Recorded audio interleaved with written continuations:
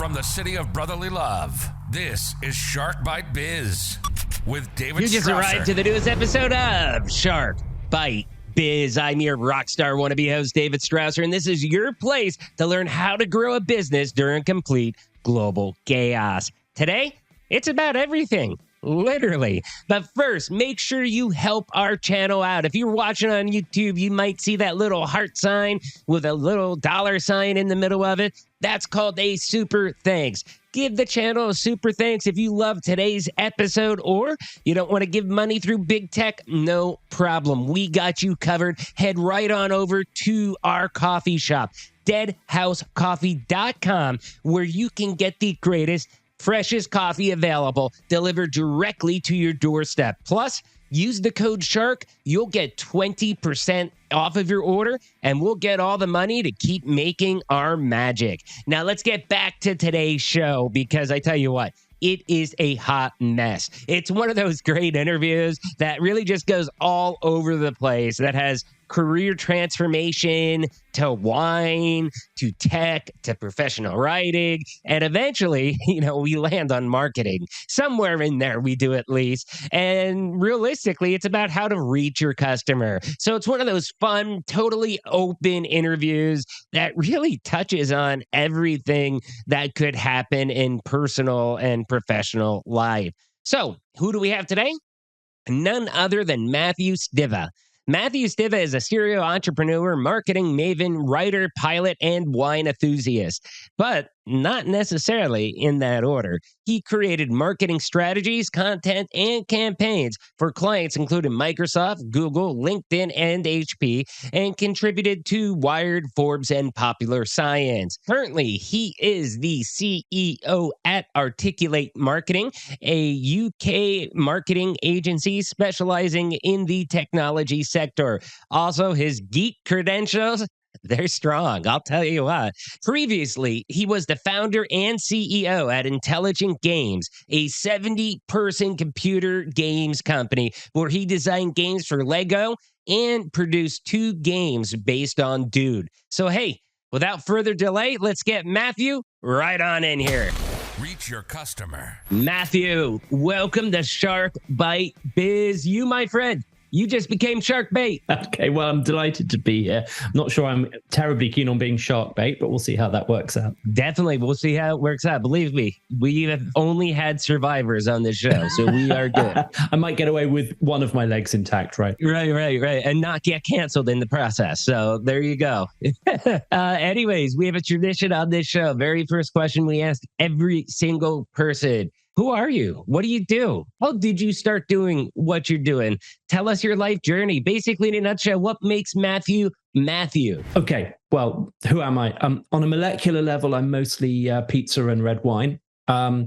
As a profession, I am the CEO of a marketing agency, Articulate Marketing. We help tech companies reach customers, get customers, websites, strategy, branding, that sort of thing. I got into that. I've been doing that almost 20 years. Before that, I was a freelance journalist, and perhaps we'll come back to the story of how I totally failed to interview Sergey Brin once. And before that, in my 20s, I was the founder and CEO of a computer games company. So I've done different things, but I'm a lifelong entrepreneur. In your 20s? I'm telling you right now, you don't look a day over maybe 29. Well, that's extremely kind of you. I'm well into my 50s. But Zoom has that lovely sort of smoothing effect that makes you look younger. So I'm going to do all my meetings on Zoom for that reason. There you go, the beauty filter, right? I got it turned up to maximum. My mother says I have a face made for radio. Oh, my mother says the same, so don't feel too bad. You gotta love moms, right? So, big question here is that you said that you're currently the CEO at Articulate Marketing. You are a UK marketing agency. Where are you out of in the UK? So I'm in London. But we are, and we always have been, remote working. So we did it before it became fashionable. Same with us at Vision 33. We've mostly have been remote.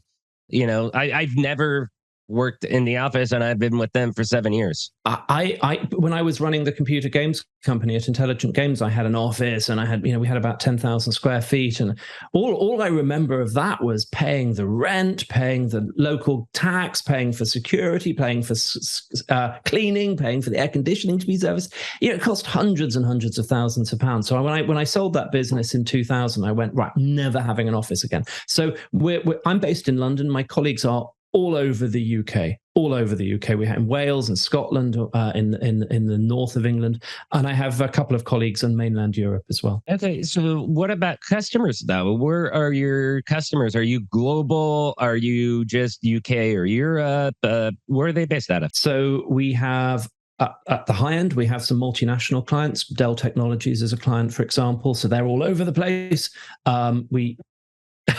Who are they? Never heard of them. Historically, we've worked for all kinds of big names, Microsoft and Google and LinkedIn, Symantec. But these days, it's mostly small and mid-sized clients. And most of them, probably 60% UK-based.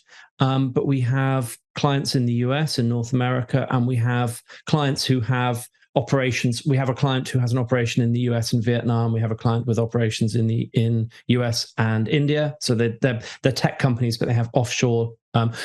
And we have some interesting clients in Europe as well. So we have a client in Prague that makes amazing software. We have a client in Budapest that do, like, if you're a genius PhD research chemist, you're using their software. So we have clients all over. That's great. So, I mean, there's a lot I want to dig in with you. This is going to be, I'm giving everybody a fair warning, this is going to be one of those jam-packed interviews where we cover like 100 different topics, probably mid to high level. But the first one I want to ask you is, you just brought up that you work with a lot of LE, large enterprises, okay? But you're saying that you're doing more small business to mid-size, working with more mom and pops. Which one do you prefer working with more? Large enterprises or the smaller businesses? So the history of Articulate was me initially working on my own and only for big multinationals as a copywriter. Effectively, I was a recovering ex-journalist. As the business has grown, and there are nearly 20 of us now, we still have some multinational clients, but the size of the client has dropped down because we're doing more for them. I mean, we're a HubSpot Diamond partner. We build websites. We do branding, marketing, strategy. So the typical client now is 50 to 100 people. I mean, there are some bigger, some smaller. I think it's a different story. So I'm an entrepreneur. I run a small business. I can relate to and enjoy working with smaller companies because I understand some of what they're dealing with. You don't have to go with all the egos or the boardrooms as much, too. The funny thing is there's more ego, more politics, if you like, with smaller companies, weirdly. When working with the multinationals, we're always talking to professional marketing managers. Yeah, I guess so. With what I do, it's a little bit different than what you do. So your experience with the marketing, yeah, I can see how that could be different. And that way, it's a professional to professional, peer-to-peer conversation. They know what they want. We know how to deliver it. We're talking, so they give very clear briefings. They know exactly what and they typically rock up. We've got a budget to do, thought leadership content for the next 3 months, the next quarter. So we need 20 blog posts about something. Whereas the owner manager of a small business is like, I just want more customers. How do I help me get more customers, right? And we have to kind of educate them a little bit about, like, okay, you need inbound lead capture, you need lead capture landing pages, you need top of funnel content, you need SEO, you need blah, blah, blah, blah, blah. In order to get the thing you want, we have to do all this other stuff. And so there's a different conversation, both of which are enjoyable.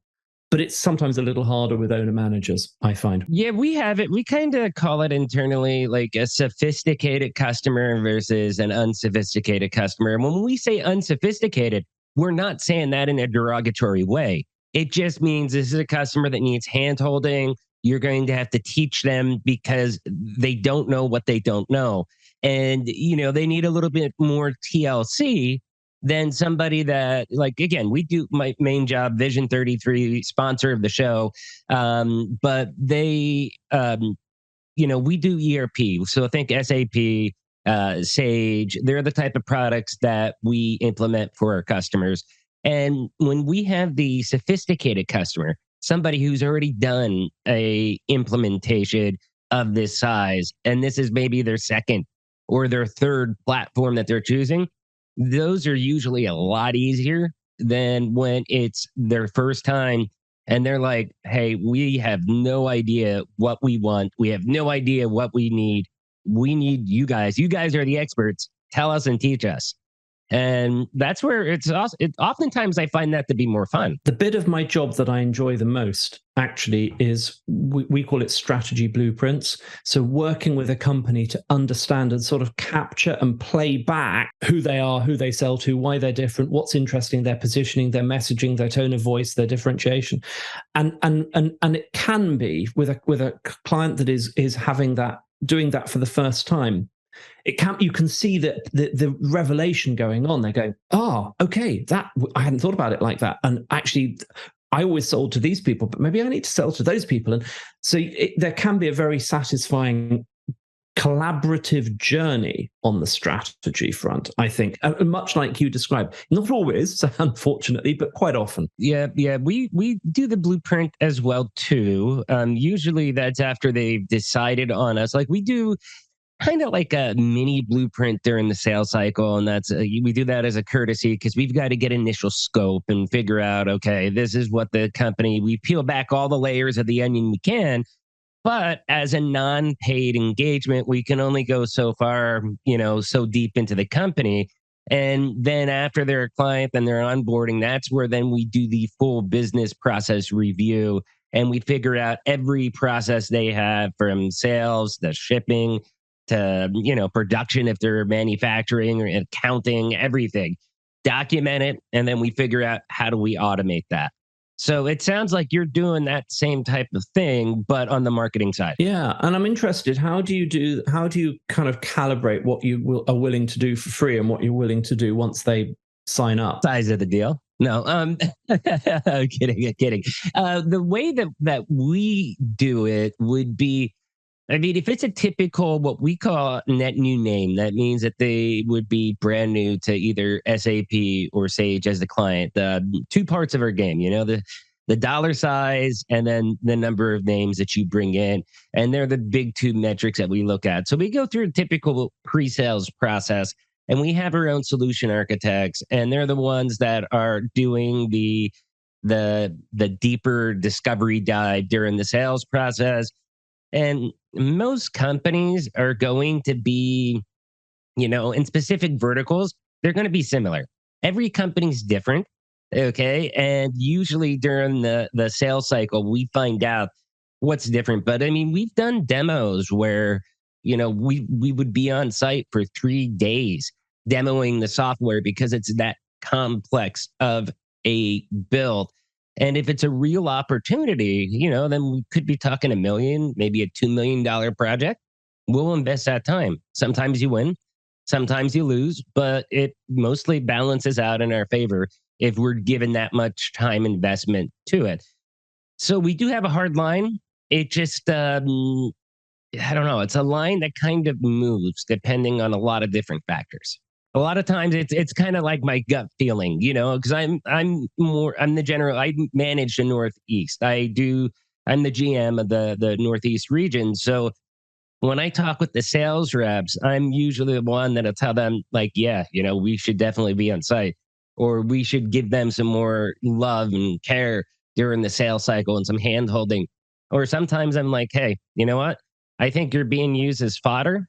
It's probably a good time to get out of the deal and walk away. It's interesting because we try very hard not to do unpaid creative work, free pitching, as we call it in the marketing industry. But for lots of good and sufficient reasons, but there are agencies out there who will do quite a lot. They'll almost design your website for free. And so we're over here, you're sort of in the middle. And I have a friend who runs an agency that does like graphics for TV. So intro sequences and idents and stuff like that. And their business is extraordinary. They will get an RFP from a TV channel saying, we're doing the World Cup and we want you to do the graphics. You do the graphics, we'll ask 5 other agencies to do the graphics. Whichever one we like the most will pay. So they do all the work for free upfront, And if it gets used, they get paid, which is extraordinary. So that every business has this sort of strange how much you give away versus what you get. Now with us, I'd say the good thing is that when we go in, we try to top, what are your 3 big pain points? Okay. Now if we have to do 5 or 6 because they have 5 or 6, we'll do 5 or 6, but we give them basically a general overview. I mean, look, whether it's a $25,000 system that they're buying off us or it's a multi-million-dollar system, okay, they need to see the software. They need to see that it check marks their boxes or else they're not going to buy. And, they're looking at 3, 4, 5 different solutions. So that's where we kind of have to wow them with what we do. The only way we can wow them is by doing that pre-discovery, that sales scoping of the project to figure out what the pains are. So that way, once we have that needs assessment, then we can show them the value and how they will get their ROI with our solution. And hopefully we demo it better than the competitors do. Yeah, that's interesting because I think all sales processes are about poking at pain points, discovering them, and then poking until they hurt, and then going, we can fix it. And for us, we do that value before commitment thing by we have webinars and blog posts and thought leadership content on our site that we give away for free. So what we will often do is say to somebody, I'm not going to solve your particular website problem or your particular lead conversion rate optimization problem or whatever, but here's a webinar about how we approach that problem. And here's what it will cost to have us solve that for you. So you know how we will do it, what we'll do, how we'll get at it, but we're not doing it for free to get the business. So every business is on a sort of different place on that spectrum, isn't it? Right. And that's where sometimes you have to give a little to get a little. You give a little bit for free and you get a lot. Like I talk to my consultants. So these are the people that are implementing the project. Every now and then you'll have a customer complain, hey, you billed me 2 hours and I don't think we should have been billed those 2 hours because you guys were only fixing your mistakes, even though they broke it themselves and it wasn't us. But to me, I tell everybody, keep one eye in the present, keep one eye in the future, okay? Giving back those 2 hours, does it stink? Yeah, it stinks, okay? But it's like, you're talking maybe $400, okay? Give it to them now. Let them know that, hey, as a courtesy, we will give this back to you. But that could be the key in building the relationship so that maybe 6 months down the road, we're getting another 150-hour project from that customer. There's a delicate balance, isn't there? Because some clients, you teach when you do that if they complain, they get something for free, right? Right. So they complain more. And that's what that is a very, very valid point. And we do have a hard line because we do have customers that do it more often than not. And, I would say over the past year and a half, I've only been the general manager for our Northeast region for about 3.5 years. When I first got it, the region really didn't exist. The projects that were going on, they were tough projects. And my goal was to do 2 things: fix all the ongoing projects and get them from escalated down to happy customers. So in the beginning, there was giving away more free stuff. And then on the other hand, it was grow the region and massive growth. And I've done excellent with that, especially our industry. Started off with about 10 clients and here we are 3.5 years later and we're in our 40s. So, and that's, to give an idea, that's 40, 50, maybe up to 60 clients. That's about what the average, partner in our industry has, for the whole US.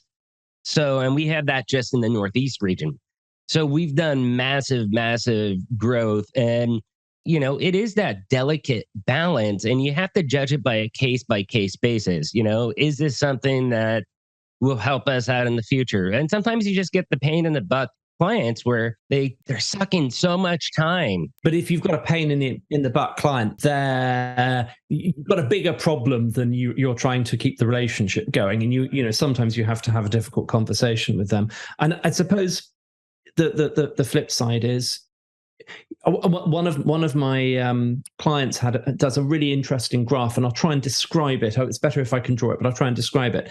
So you start off at the relationship. So the graph is like how happy the client is on the y-axis, and the x-axis is time. So your perception is client's pretty happy, and something happens and it goes wrong, you bill them incorrectly or whatever, 2 hours, something. And you think you fixed it. So you'll think, okay, client happy, and now they're a bit less happy, but I fixed it, so it's not that bad. And they are actually really pissed off, but they kind of go, okay, you fixed it. So their happiness has dropped quite a lot. So there's a perception gap between what you think the relationship looks like and what the client thinks the relationship looks like. And very often, I mean, with well-meaning clients, not Machiavellian clients, those complaints usually are coming from something bigger. There's some mismatch in expectations or some concern about performance.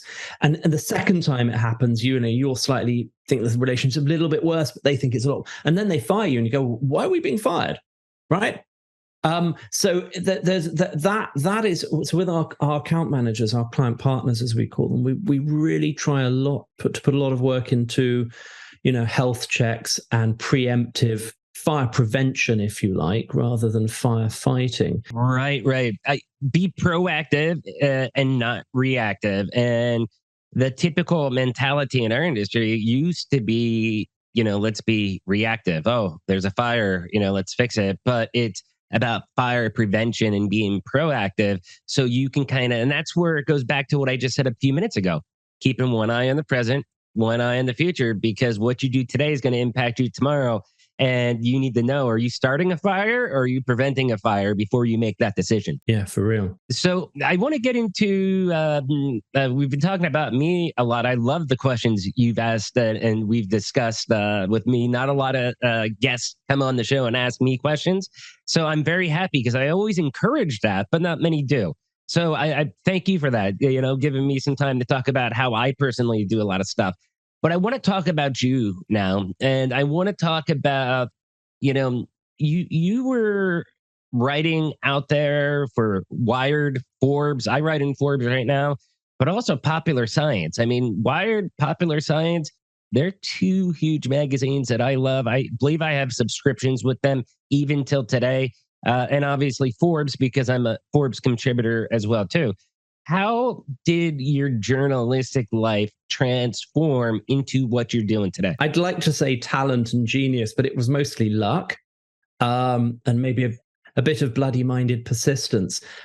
So when I was finishing, when I sold the computer games company in the year 2000, I had done a little bit of writing, a little bit.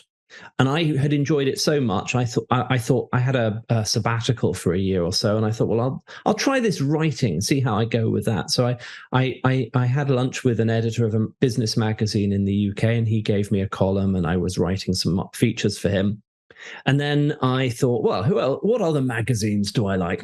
Wired. I know what. I'll write to them and suggest some ideas. And then Popular Science, I'll write to them and suggest some ideas. Coming out of the gaming industry, I mean, you had the background to work for Wired and Popular Science, write articles for those publications. I mean, you would think if you're creating games, and I also don't want to gloss over the fact that, I mean, you had your business at Intelligent Games.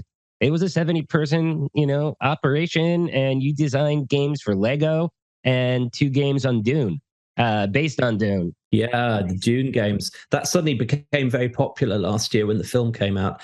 I did all kinds of interviews. And I did, bizarrely, because we're doing this podcast about marketing, I got interviewed for a Lego podcast, for like the official Lego podcast for one of the games I designed. And it was so funny because it was such a long time ago. I could hardly remember anything. Anyway, so yeah, I was just pitching ideas and writing about things.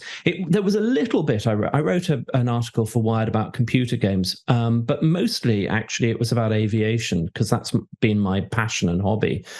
So I reviewed various jets and things, and I used to do jet reviews for the Rob Report, which was kind of a fun gig. And that's how I got to do the Forbes thing as well. That I wrote a column for their website about aviation. Wow. So you totally went into aviation. So hearing you doing it for aviation, while I could believe it, I will admit that's a little bit of a surprise, given that we're here talking about marketing, that you used to have a tech company that designed games for Dune and off of Lego and stuff like that. So hearing that you're doing aviation, that kind of that's a curveball right there. Yeah, but I'm a total geek. And there is a straight line that runs through computer games, Lego, planes, and digital marketing for tech companies.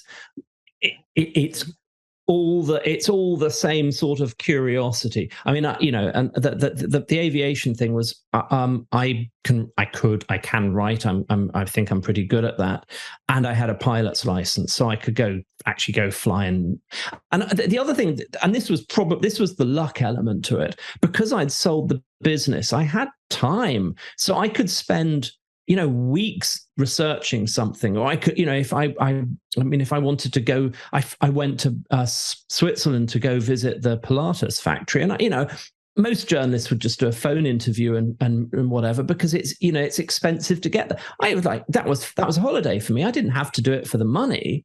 I think if you're lucky enough not to have to do things for the money, everything becomes much more exciting. My dear friend, who is an actress, she said, if you do what you love, the money takes care of itself.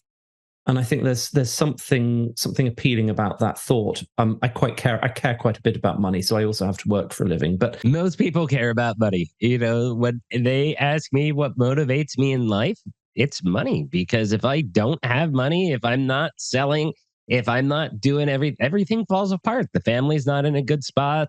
It's just not fun to be broke. Isn't it interesting that the ambition for money, I think, is very largely about fear of not having it, right? So it's about security and assurance and making sure that the family is provided for, not being afraid, right? So that's, at some point you have enough money. That isn't the issue, and I was lucky for a year or two in my life to be in that position. It's not always been my life, but here's a weird thing. I have a college friend who made an astonishing amount of money. I mean, like genuinely, properly rich. And I once asked him how much money he thought would be enough, and he said, "I think I can retire when I've got £50 million." Right, and he's in the Sunday Times rich list. He's got more than 10 times that, and he's still working. So at what point do you go, I don't need more money. I could just go and do the things that I love, or the things that I can do good in the world, or I can make, what is it? And I'm often curious about that. It's very interesting that you just brought this up. Have you ever seen the show Billions on, I believe it's on Showtime? Yeah. I watched a few of those episodes. I haven't seen all of it. I watch it from start to end, and it's a really, really excellent show. But I finally just binge watched the latest season, which is the first season that Axe, I think it's Bobby Axelrod's its full name in the show, but it's the first season that he's not in the show, and he was the main actor for the first 5 seasons. Huge change, but they did an excellent job in the last season of getting the new character in, Michael Prince. But one of their people, her name is escaping me in the show. She was talking about, and this is one of the big brainiacs in the show, the super intelligent person.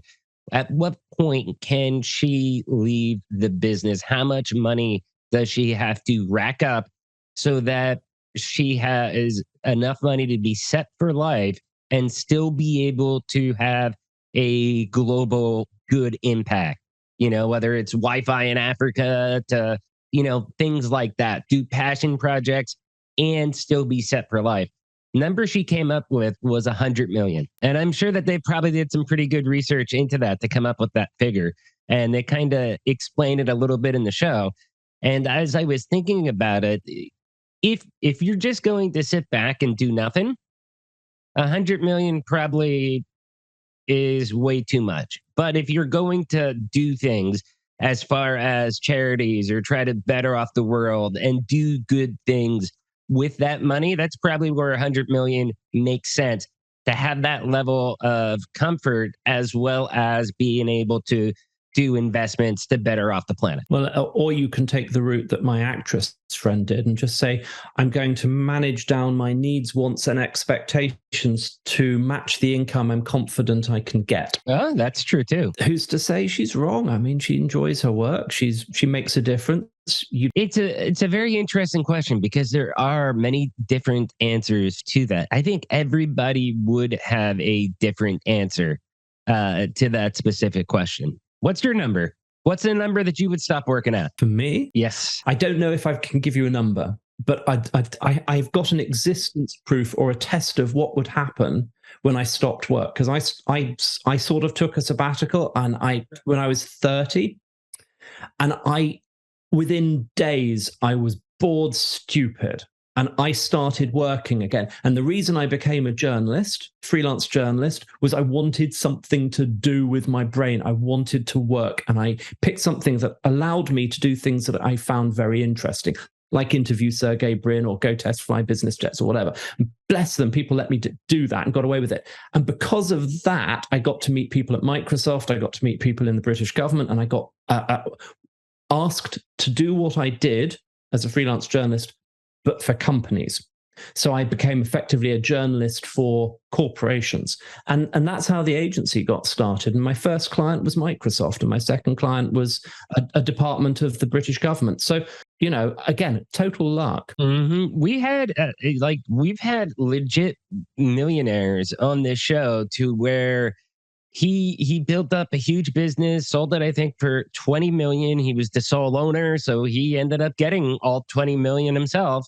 And he's like, dude, there's only so many margaritas you could drink on the beach. And after, I think it was like 18 months or 2 years, he was like, I've got to get back to work. Like, I am still richer than rich, but I am bored to death. Okay. I need something to do. His mistake was not getting a pilot's license because, if God had meant us to fly, he'd have given us more money. Well, he ended up starting a brand new tech company, in the same industry that he was an expert in. He basically started a tech company and, he's making more millions with this tech company. So it's pretty amazing. And that's a story that I've heard time and time again from people that have been legitly rich and made it. And they're like, I'm bored, I need to be doing something. Entrepreneurship it's kind of like a job, or it's kind of like a vocation. If it's what works for you, if it's what gets you up in the morning, you want to start a business, you want to run a business. That's it. And this is why there are so many serial entrepreneurs.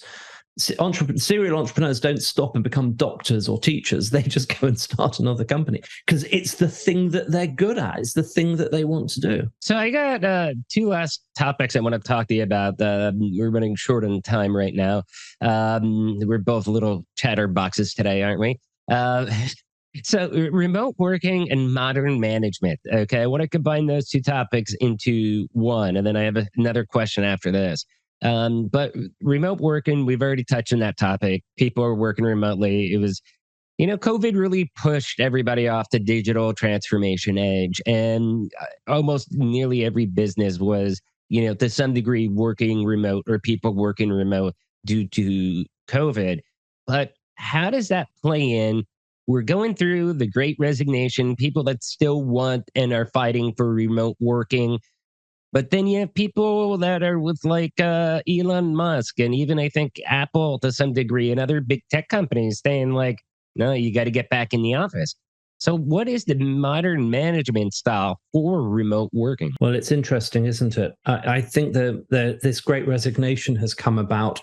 But I think it's more like a great sorting. It's the sorting between people who want to work remotely, finding companies that will let them, and people who want to work in an office or in a live environment, finding companies that will let them. And there's a sort of suddenly people are a lot more aware of the choice that they have as companies, as employees, than they were before. There was definitely a sort of slightly sniffy attitude towards companies that were remote working. Like, where's your office? Well, how can I sue you if you don't have an office? Like, any idiot can get an office. You just walk into WeWork. But so, how do you manage companies? I think my observation of the remote working, in compulsory remote working that came in with the pandemic, is that good managers are good remote managers and they're good in-person managers. Companies that are well run if they're working in an office, or they're well run if they're working remotely. What happened, I think, was companies that were badly run and managers who were not good managers found the transition to remote working much harder and have been much more greedy of getting back everyone into the office, where they can do all their sort of dirty tricks of lazy management, like micromanaging and controlling people and looking at what they're doing. I'm an opinionated outlier on this spectrum. I do understand that there are good managers in offices, but I think that here's the thing: when you hire somebody into your team or into your business, you don't hire them because of their ability to work in a particular place or their ability to come and micromanage them. You hire them because you want them to be good at their job, and you hope that you can trust them to do their job well. So if you can cope with that and trust people and let people get on with it, I think, and then set up a management style that is about coaching and mentoring and measuring outputs and results rather than inputs and hours, and you can kind of build that kind of working relationship, I think you can build a very successful company, whether you do it in an office or do it remotely. We have exactly the same opinion. We are hiring professionals. The people that we hire, we expect it's going to be more results driven than it is 9 to 5. I've always been against 9 to 5. I've told my employees, my whole team, HR, hope you're not listening, but I don't care when you work, as long as you're putting in your 8 hours, okay, you have 24 hours, period, to get that 8 hours worth of work done, because, most people aren't going to, like with the billable consultants, stuff like that. It just a little bit harder to where, you've got to get your 8 hours in, but you have 24 hours, you can do it. There's certain things that need to be done between 9 and 5. Outside of that, I don't care if it's 7 p.m. or 7 a.m. Yes, we're obviously against discourtesy of turning up late for meetings or whatever. But interestingly, so you, I think, run a business that is based on billable hours and timesheets and things like that. And we abolish timesheets. We do not do them. I cannot, and I actually lost a sales pitch with a client 2 weeks ago because they said, "What's your hourly rate?" I said, "I don't have one. We don't give you a timesheet. If you want us to build you a website, we'll tell you how much the website's going to cost. And if that's a good value deal for you, that's what it's going to cost." I saw a Facebook video of someone pitching that style. Okay. And he was talking to a room of business owners, and it was more of, I think, a sales coaching class. And he was like, "No, I wouldn't pay for that." And he said, "Well, why?" He's like, "Well, it's too expensive. It's like, that's crazy." So the guy said, "Okay, well, how about this then? Okay, I'll build the website for free. Okay, but then you're giving me 50%, or I think it was 50%, but it was some percent off of the gross profit that's made on each product. Okay, for life while you're using that website. He's like, "No, I wouldn't do that either." And it's like, "Well, why not? You don't want to pay for the website." So I said, "I'll do it for free if you give me a commission on my work," and yet you don't want to do that either. Like, that doesn't make sense. And it was teaching the value of digital skills like marketing and stuff like that. The challenge comes not so much because the website has value, that it has value to a customer and that you're trying to tap into it. It's more that people think they can get the website done by somebody else cheaper. So that's the price driver. And quite often they want to find your hourly rate because they want to have some unit of comparison against other agencies. Interestingly, though, when we were doing a lot more work with multinationals, we would talk to the person who needed our work, like they desperately needed high quality copywriting or whatever. So they would hire us, and then they would go to the purchasing department and they would say, "Okay, we want articulate marketing rostered." And the purchasing department would come along and they'd say, "What's your hourly rate?" We go, "We're not telling you, we don't have one." And if your marketing manager wants to hire us, the price we get. And it was a very good tactic in those days for actually kind of making purchasing departments in big multinationals back off. So there are different ways of getting at this, but I for actually just to complete the story of this, and I know you've got to wrap up, but we measure output in points. So we have a sort of sprint agile model. So we charge per point, and therefore all our costing and pricing and internal management is measured in terms of tangible deliverables that add value to clients and not the effort required to do it. And I think it's fundamental because it aligns our interests with our clients. Can we do good quality work efficiently on time that they value? That's what they pay for. That's amazing. There's so many other topics I want to get into, but we're pressed for time. We've been really talking a lot. We were talking so much pre-show too. We had a lot of fun today, but I would like to bring you back on to continue this conversation, maybe in a couple more months, as far as ethical business, like being a B Corp, which a lot of people aren't aware actually do exist. And a lot of other topics like that, and to get into some of the more granularities, like, hey, how do you get more visitors, more leads through your website? Lead gen versus lead demand, all those types of topics. So I'll definitely be bringing you back on. This has been a blast. Very, very last question. How can people digitally stalk you or your business online? Where can they find you? And where can they find a copy of your advanced wine diploma? So, wine first. My wine blog is at vincarter.com, vincarter.com. So yeah, there's all kinds of wine stuff there, and you can download my guide to wine tasting. There's no commercial interest there. That's just for love of wine. My business is articulatemarketing.com. And you can contact me if you fill in the contact form there, that comes through to me and my head of business development. So I will see any message sent there. Also, my personal blog is geekboss.com. And there's some stuff there, but there's no contact form. Awesome stuff. This was an amazing interview. You're definitely, we didn't even really get into too much of the marketing stuff, but you can just tell but from the conversation that we have, the level of experience and expertise that you and your firm has. This has been an amazing discussion. So I'm so grateful. I guess, what do they do? The 6 steps from Kevin Bacon. Who was that? You know what I'm talking about? Yeah. Like everybody. Well, there you go. Now I'm 3 steps away from Sergey Bin. So it all works. And we didn't even get to cover that story. I'd love to come back. It's been a great fun talking to you. Thank you very much for having me, David. Thank you so much, sir. Have a good one. Cheers. Bye-bye. Cheers. Oh, wow. That was an incredible chat with Matthew, right? First, you all know the routine. If you found this interview helpful, if it sparked some morbid fuzzies, do me a favor, hit that like button, smash that subscribe button. But if you really want to help us out, because Shark Bite Biz is the greatest kept secret in the world of small business, please do me a favor, share us out to your friends, your colleagues, your family, anywhere that you dwell on the interwebs, Facebook, Twitter, Minds, LinkedIn. I would love to see nothing more than Matthew Stibbe and Shark Bite Biz out there trending. Now let's get back to the real rock star of the show, Matthew. Hey, like I said, that was an incredible journey. Being the founder of a video gaming company with 70 people, then writing some super detailed articles for places like Popular Science. Come on. When I was a kid, I subscribed to Popular Science all the time as a teenager. I loved it. That is a bucket list item of mine to be in there.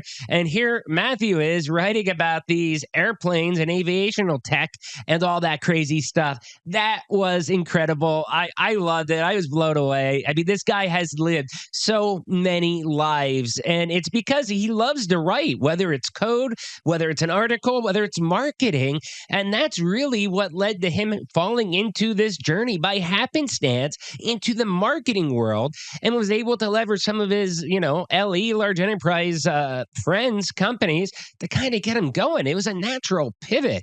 So thank you. Also, Matthew, I've got to mention this. It's not so often that people get to, they ask me or interview me to talk about how I do my sales cycle and talk about that. It was, refreshing to be interviewed on my show. So, hey, thank you for talking about that and letting me use some of your time to talk about how I do things. That's pretty amazing. And, I've got to add, I really do love his take, on the workplace with work from home, modern management. They both really tie together and have very, very similar views. So many people, they've kind of view this the same way. It's not a 9 to 5 type of thing anymore. It's how you do it, the quality of your work, hitting deadlines at this level that we're at, this professional level, this executive level, whatever it is. Okay, we're all professionals.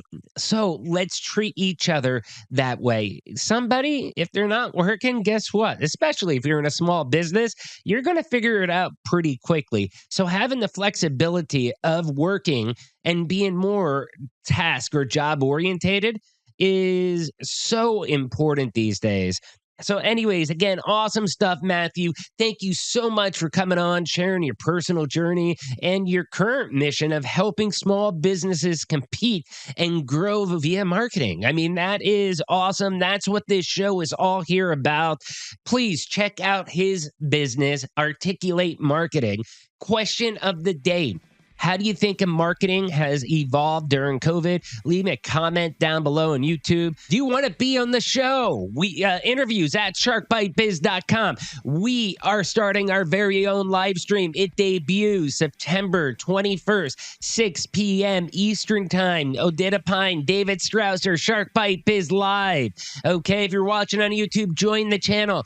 $3 a month, you can become a baby shark, or head right on over to deadhousecoffee.com, where you can get the freshest coffee known on earth delivered directly to your doorstep. Use code SHARK, save 20%. We'll get the proceeds to help us. You all know this by now, but I'll say it again. I'm David Strausser. This is Shark Bite Biz. We'll see you all next episode. Cheers.